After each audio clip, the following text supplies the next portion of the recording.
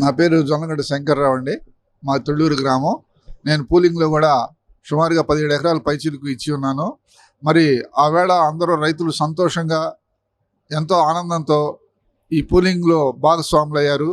మరి అదేవిధంగా ఆ 54 ఎకరాలు డెవలప్ చేసి తర్వాత పూలింగ్కి వెళ్తే బాగుంటుందని మా రైతులందరి అభిప్రాయం అది. అట్లా కాకుండా ఏదైనా రైల్వే లైన్ కానీ ఇంకేదన్నా గవర్నమెంట్ వస్తే వాటి భూ సేకరణలో తీసుకోండి, లేదంటే ఆ రైల్వే లైన్ పోయేంత వరకు ల్యాండ్ పూలింగ్ స్కీమ్లో తీసుకొని మిగతాది వదిలేస్తే బాగుంటుందని మా అభిప్రాయం. మనకి ల్యాండ్ పూలింగ్ అనేది కొత్త విషయం. మనకి ఆ ల్యాండ్ పూలింగ్లో వచ్చినటువంటి రకరకాల ఇబ్బందుల వలన ప్రభుత్వం కూడా ఏదైతే కనుక చెప్పిందో, ఇబ్బందులు ఏదైతే ఉన్నాయో, మిగులు భూమి ఉంటుందని చెప్పేసి సెల్ఫ్ సస్టైన్ ప్రాజెక్ట్ అని చెప్పిన దాంట్లో కొన్ని అవాంతరాలు ఏర్పడినాయి. కొంత మిగులు భూమి అనేది, ఆ మిగులు అనేది ప్రభుత్వానికి కనిపించకుండా నిరుపయోగంగా ఉండిపోయింది. దానివల్ల మనకి ఫర్దర్గా ప్రాజెక్ట్ అనేది ముందుకు వెళ్ళాలంటే కనుక ల్యాండ్ అవసరమైంది. అందు గురించి నెక్స్ట్ పూలింగ్ అనేది కనుక కంపల్సరీగా మనం వెళ్ళాలి. ఎందుకంటే కనుక పెద్ద పెద్ద రోడ్లు నిర్మించుకొని అవి యొక్క నేషనల్ హైవేకి కనెక్టివిటీ అయ్యి, అట్లాగే ఎయిర్పోర్ట్స్ కానీ అట్లాంటివి కూడా ఇవాళ రోజున ఏంటంటే పోస్ట్ ఆఫీసులు అనేది లేదు, కానీ కార్గో సిస్టమ్ అని బాగా పెరిగింది. ప్రతి ఒక్క చోట కూడా కార్గో. ఇంటి ముందు ఏమో 3 పడవల లాంటి కార్లు ఉంటాయి, బట్ పార్కింగ్ మటుకు సైకిల్కి మాత్రమే ఉంటుంది. సో అట్లాంటి పరిస్థితులు ఉన్నటువంటి ఈ నేపథ్యంలో మనం పూలింగ్కి వెళ్ళి ల్యాండ్ బ్యాంక్ ఉంటే కనుక వివిధ రకాల సంస్థలు వస్తాయి. ఆ సంస్థలకి కానీ నేషనలైజేషన్లో ఏమవుతుందంటే ఇప్పుడు ఎక్కడికైనా సరే అంటే వర్క్ ఫ్రమ్ హోమ్ కింద చేసుకునేటటువంటి సదుపాయం ఉంది. కానీ ఆ సంస్థలు వచ్చి ఇక్కడ మన సంస్థ ఇక్కడ ఎందుకు ఇక్కడ ఈ యొక్క వాళ్ళ యొక్క సంస్థని ప్రారంభించాలి, వాళ్ళకి వచ్చే ఉపయోగం ఏంటి అనేది మనం చెప్పాలంటే కనుక ఇక్కడ ల్యాండ్ బ్యాంక్ చూపించేసి ఇక్కడ పెట్టుకుంటే కనుక మీ బిజినెస్తో పాటు ల్యాండ్ వాల్యూ కూడా పెరుగుతుంది, మీ యొక్క సంస్థ వాల్యూ పెరుగుతుందని ఎక్స్ప్లెయిన్ చేసి తీసుకురావాల్సిన పరిస్థితి వచ్చింది. కాబట్టి సంస్థలు అనేవి కూడా మన ప్రాంతానికి రావడానికి చాలా ఇబ్బందికర పరిస్థితులు ఉన్నాయి. కానీ ప్రభుత్వం వాటన్నిటిని కూడా అధిగమించి తీసుకొస్తూ ఉంది. మనం అందరం కూడా సహకరించాలి.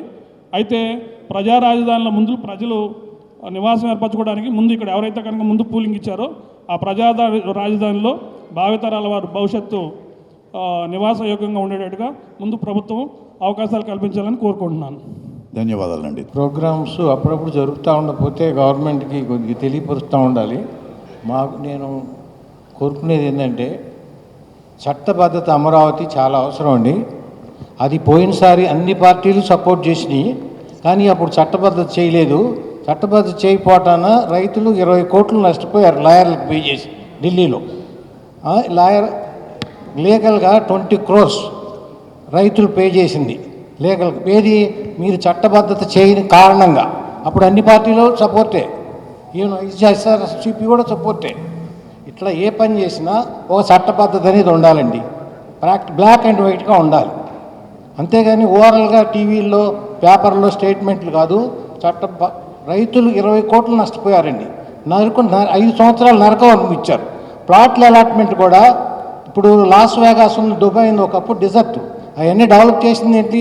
అట్లానే ఇన్స్టిట్యూట్స్ అన్ని మంచి మంచి ఏరియాలో ఇవ్వటం కాదు. రైతులు మందరం వెంకటపాలెం రైతులు ఉన్నారండి, వాళ్ళు మంచి ల్యాండ్ ఇచ్చారు, వాళ్ళకి మంచి ప్లాట్లు ఇవ్వాలా లేదా? వాళ్ళని తీసుకెళ్ళి కొప్పరవాడలో పడేస్తాటండి. మంచి మంచి ఇన్స్టిట్యూట్స్ ఎక్కడుండో వస్తారు. ట్రాన్స్పోర్ట్ మౌలిక సదుపాయాలు ఉంటే ఎక్కడుండో వస్తారు. ఇన్స్టిట్యూట్ తీసుకెళ్ళి దూరంగా ఇవ్వాలి, కానీ ఇన్స్టిట్యూట్స్ సెంటర్లో ఉంచి రైతులకే సెంటర్లో ఇవ్వాలి. 25% రైతులు తీసుకుంది. వాళ్ళకి మంచి మంచి ప్లాట్లు ఇవ్వాలా? సిఆర్డీ ఆఫీస్ చుట్టూ రోజు రైతులు తీసుకుని ప్లాట్లు అలాట్ చేయడు. అక్కడ పో ఇట్లా ఇబ్బంది పెడతారు. ఇలాంటివన్నీ చాలా ఉన్నాయండి. ఎన్ని ఫస్ట్ స్ట్రీమ్ లైన్ది first phase of and second phase everybody is accepted. First streamline చేయాలండి. ఇలాంటి ఏదైనా బ్లాక్ అండ్ వైట్గా ఉండాలి, లేకపోతే రైతులు నష్టపోతున్నారు. అందుకే సెకండ్ ఫేజ్ వాళ్ళు క్వశ్చన్ చేస్తున్నారు. మీరు మొదట్లోనే చట్టబద్ధత చేస్తే ఈ తిప్పలు ఉండే కాదు. చాలా రైతులు 5 సంవత్సరాలు ఇబ్బంది పడి ఉండేవాళ్ళు కాదు. అది మేము కోరుకునే కోరికండి. ధన్యవాదాలండి. ధన్యవాదాలు.